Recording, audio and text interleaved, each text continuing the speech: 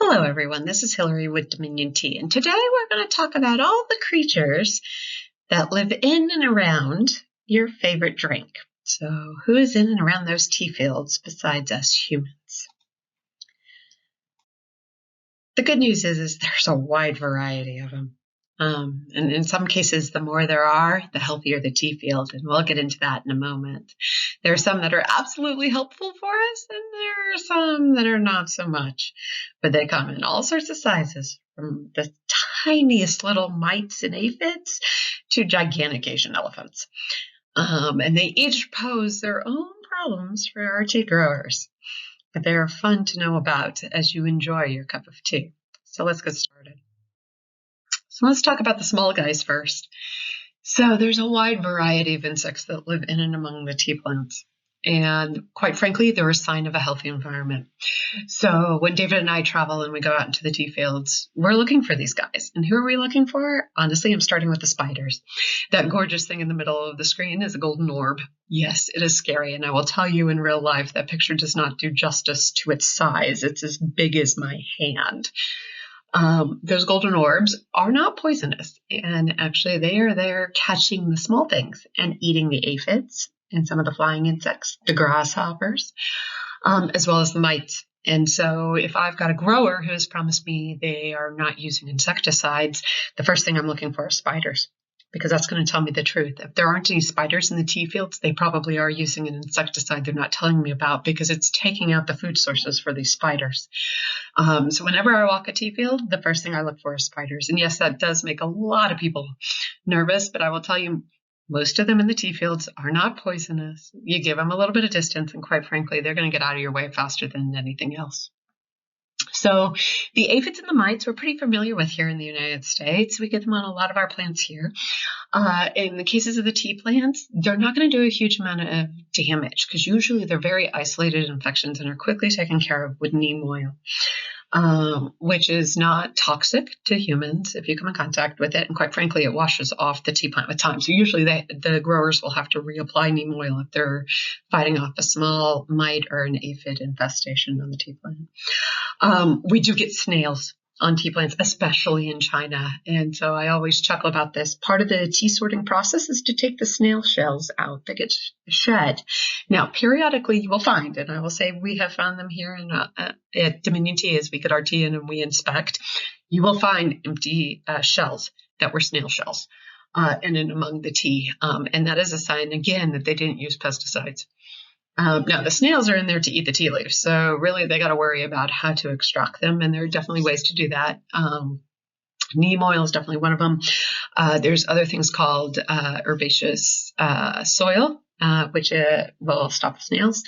And so there's lots of organic ways to help deter the snails from getting on the plants, but they're definitely there, and periodically in that dry tea, you're going to find an empty shell.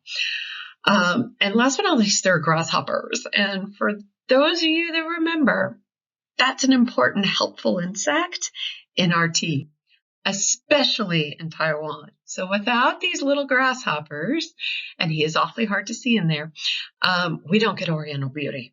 So Oriental Beauty is one of the most amazing oolongs, and if you have not had it, this comes from Taiwan, and it is produced just after the grasshoppers go through the tea fields and munch on the tea leaves. And those tiny little hoppers, and I'm telling you, they're tiny. You can see him in the picture if you look hard enough. These are not like American grasshoppers, which are a little sturdier and usually much heftier. These are tiny little guys. But they munch on those leaves and they stress out the tea plant. And that causes the tea plant to produce more polyphenols. And polyphenols are what give us the complex flavor in tea.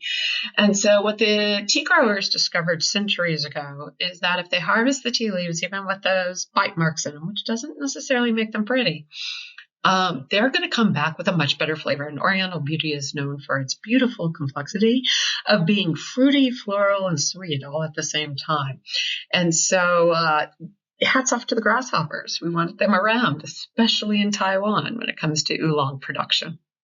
Now, outside of the insects, there's some big guys that show up in the tea fields. And this is a totally different story. And give or take where those tea fields are, whether it's in Nilgiri, home to the leopards, whether it's in eastern Nepal, where the red pandas, can roam free in the conservation districts nearby, or Asian elephants that will happily nap in tea fields both in China and India, or even the native cattle in India, their bison, will go through tea fields. And last but not least, king cobras. So this is where you're very happy for animal control in India and China and Sri Lanka, because they assist in trying to keep the humans and the animals living peacefully together.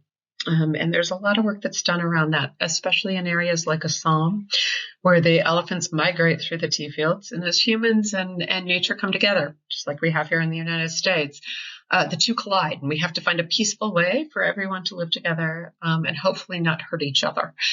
And some of the tea fields have programs around helping to make sure that the elephants can get through the tea fields without falling into irrigation ditches, helping with the cattle migrating through as well. Putting up alarms should the elephants be out. We don't think of elephants here in the United States as being territorial and aggressive, but they actually are. And so they need to make sure that the humans are out of the way when they're migrating through. And last but not least, keeping an eye out for those snakes. So there's plenty of snakes in tea fields, unfortunately. And in India, there's king cobras, which do happen to be poisonous. And so they keep their eyes out for those. And animal control gets brought in periodically to pull them out of the way when one of them decides to sun themselves on top of those tea plants.